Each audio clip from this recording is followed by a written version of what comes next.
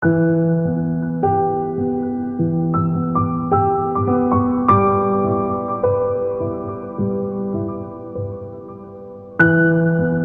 some calls you never forget, and I will never forget Vanessa, and I'll never forget that call when I responded. The Vanessa Behan Crisis Nursery started 26 years ago with the death of Vanessa K. Behan.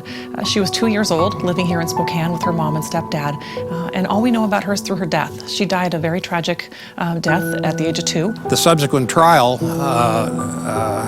was held, and neither the mother nor the stepfather would testify against the other.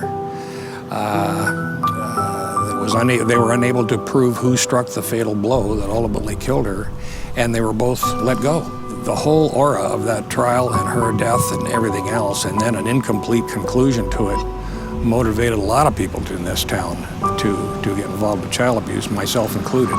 So we just decided it was going to happen. We were going to make it happen, and we started raising money, nickels and dimes at a time, and soliciting the help of friends and guardians and people around the community, and this is the result. Well, I came to know Vanessa Behan Nursery through the domestic violence shelter where I was staying. I had recently moved here from the other side of the state, leaving a traumatic situation. I didn't know anybody in Spokane. I didn't have a vehicle. I was pretty lost. I called about 9 o'clock one night and explained to them the stress that I was feeling towards my child. I didn't have anybody else to lean on, so they became my network. When my girls were little, I was busy and it was stressful, and I was a young mother, and so at times I would need the resources that they offered here, you know, just to go do grocery shopping, or to, you know, if I had a job interview or just needed a break. The people were just so friendly and inviting, and you never felt judged. It was always just a really kind environment. You know, it's critical work that they're doing. You know, our community starts with our young people. It starts with our babies. It starts with our young children. And so, you know, to have an organization like the Behan organization to provide that safe haven to prevent the type of incident that led to their creation is critically important. They've become such a force in our community. The Vanessa Behan Crisis Nursery is important to us, I think primarily because it helps children that are in situations where they might not be able to care for themselves, but they take it a step further and they help the families. One of the things I'm most proud of is the fact that we have we've flourished through private donations exclusively.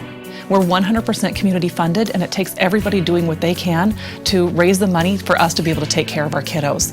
In 2012, we served 4,300 kiddos, which was a record for us, but we also hit a benchmark of turning away almost 30,000 kids this last year.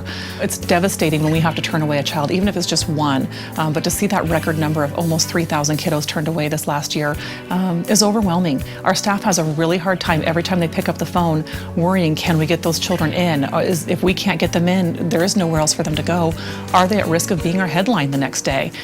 Knowing that there's a resource out here like this, a resource I had never known anywhere else, it's just amazing.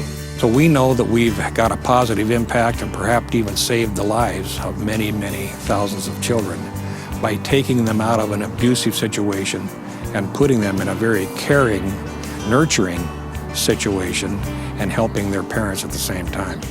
I think what these families and these children take with them long after they're gone from Vanessa Behan is that love. And isn't that what kind of changes your life?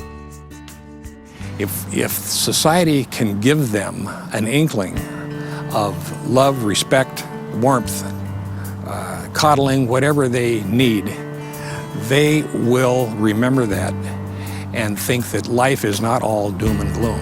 When they say that it takes a village, I believe it takes a village, and Vanessa Behan was my village.